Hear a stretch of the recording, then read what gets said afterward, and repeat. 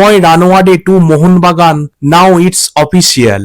ডেগি কার্ডোজোর বিদায় হবে কবে, মোহনবাগান ভার্সেস কেরালা ম্যাচের টিকিটই বা আমরা কোথা থেকে কাটতে পারি, এইসব নিয়েই আজকে কথা বলবো। তো চলো ভিডিওটা শুরু করা যাক। Welcome to A to Z sports voice. তোমরা যদি চ্যানেলে প্রথম এসে থাকো তাহলে সাবস্ক্রাইব করে বেল আইকনটাকে বাজিয়ে দাও ফুটবল এবং ক্রিকেট সংক্রান্ত যাবতীয় আপডেট পাওয়ার জন্য। আর ডেইলি আপডেটেড থাকার জন্য আমাদের আদার social media ID Facebook, Insta এগুলোকে ফলো করে রাখতে পারো। নাও কাম টু দ্য পয়েন্ট। দেখো, আমরা অনেকদিন ধরেই জানি যে আশিস রায়ের একটা চোট হয়েছে এবং চোটটা গুরুতর চোট। সে কিন্তু পুরো সিজনের জন্যই প্রায় ছিটকে গেছে। সুতরাং আমরা জানি মোহনবাগান ম্যানেজমেন্ট কিন্তু কোনো প্লেয়ার যদি ছিটকে যায় তার রিপ্লেসমেন্ট কিন্তু নিয়ে আসে। এবছর যেহেতু লিগটা ছোট ছিল, মানে লিগটা যেহেতু 14ই ফেব্রুয়ারি থেকে 17ই মে অবধি হচ্ছে, 3 মাসের স্প্যানে, আমরা ভেবেছিলাম হয়তো কোনো রিপ্লেসমেন্ট আসবে না বা দলের মধ্যে থেকেই হয়তো মেহতাব, দিব্যেন্দু বা অভিষেক টেকচাম সিং কাউকে দিয়ে ম্যানেজ করে নেওয়া হবে। কিন্তু এটা মোহনবাগান ম্যানেজমেন্ট, তারা যেটা ভাবে বা অসম্ভবকেও সম্ভব করে দেখানোর ক্ষমতা তারা রাখে। আর হলেও তাই, তারা অময় রানওয়াডেকে এই সিজনের জন্য লোনে কেরালা থেকে নিয়ে এসছে এবং অময় রানওয়াডে এই সিজনে মোহনবাগানেই খেলবে এবং এটা অফিসিয়াল ভাবে আজকে ক্লাবের অফিসিয়াল পেজ থেকেও এই ঘোষণা হয়ে গেছে।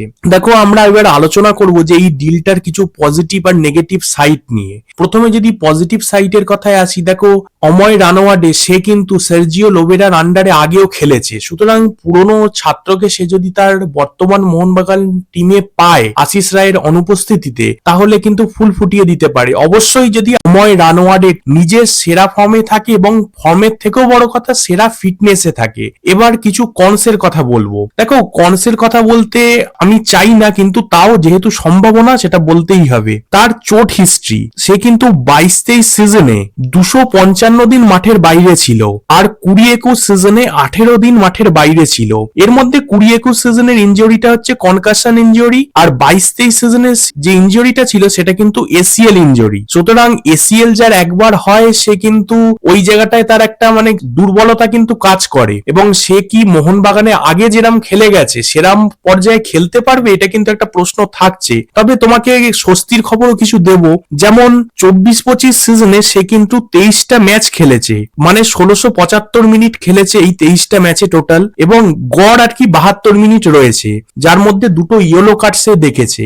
এবার যদি আমি 23-24 সিজনে আসি, 36টা ম্যাচ সে খেলেছে এবং 36টা ম্যাচে 3130 মিনিট সে খেলেছে, মাঠে থেকেছে আর কি, এবং যার মধ্যে গড় রয়েছে 86 মিনিটের। এর মধ্যে 9টা ইয়েলো কার্ড সে দেখেছে, 2টো গোল করেছে, 6টা অ্যাসিস্ট দিয়েছে। সুতরাং একটা জিনিস কিন্তু আমরা বুঝতে পারছি এখান থেকে যে 22-23 সিজনে এসিএল ইনজুরি হওয়ার পরও সে কিন্তু 23-24 সিজনে যথেষ্ট ভালোভাবে মাঠে ফিরে এসেছিল। তার 2টো গোল, 6টা অ্যাসিস্ট, 86 মিনিটের মাঠে থাকার গড় এটাই বোঝায়। তো আশা করি সে মোহনবাগানেও ভালো খেলবে এবং যথেষ্ট ভালো ফিটনেসে থাকবে। তো এবার ডেগি কার্ডোজোর কথা এলে, দেখো ডেগি কার্ডোজো সবই ভালো। সে আরএফডিএল এ কোচিং করা, মোহনবাগান জুনিয়র টিমকে নিয়ে যথেষ্ট ভালো খেলায় এমনি দিনে, কিন্তু ডার্বিতে তার যে কি হয় সেটা বোঝা যায় না। তবে তার একটা সিস্টেমেরও প্রবলেম আছে। তার সবসময় আমি যখনই খেলা দেখি বল উড়িয়ে খেলাচ্ছে, যেখানে লোবেরা মাটিতে বল রেখে খেলায় সেখানে তাকে যে কে বল উড়িয়ে স্ট্রাইকারদের পায়ে পৌঁছানোর বুদ্ধিটা দিয়েছে আমি জানি না। যাই হোক, মোহনবাগান ইস্ট বেঙ্গল যে কোনো দলের সমর্থক তুমি হও না কেন, তোমার কাছে ডার্বিটা কিন্তু যথেষ্ট ইম্পর্টেন্ট ম্যাচ। এটা যে কোনো দেশে যেমন Manchester United versus man city, Real Madrid versus Barcelona, প্রত্যেকেরই কিন্তু ডার্বিটা বা এল ক্লাসিকোটা কিন্তু তাদের কাছে ইম্পর্টেন্ট, সেটা জুনিয়র এল ক্লাসিকোই হোক না কেন।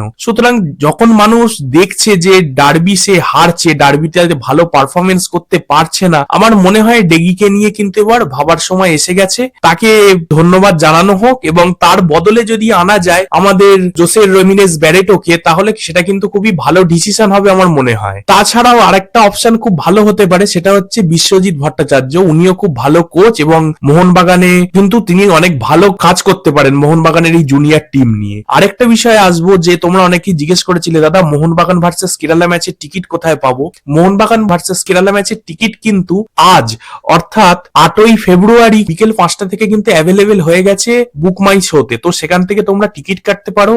আর আরেকটা ব্যাপার, তোমরা বুধ বৃহস্পতিবার থেকে কিন্তু ক্লাব গ্রাউন্ড এবং যুবভারতী ক্রীড়াঙ্গনের যে টিকিট কাউন্টার সেখান থেকেও কিন্তু তোমরা টিকিট কাটতে পারো, অ্যাভেলেবেল থাকবে। তো চলো, ভিডিওটা ভালো লাগলে সাবস্ক্রাইব করে বেল আইকনটাকে বাজিয়ে নাও, লাইক করো, কমেন্ট করো, শেয়ার করো। Thanks for watching. জয় হিন্দ, জয় ভারত।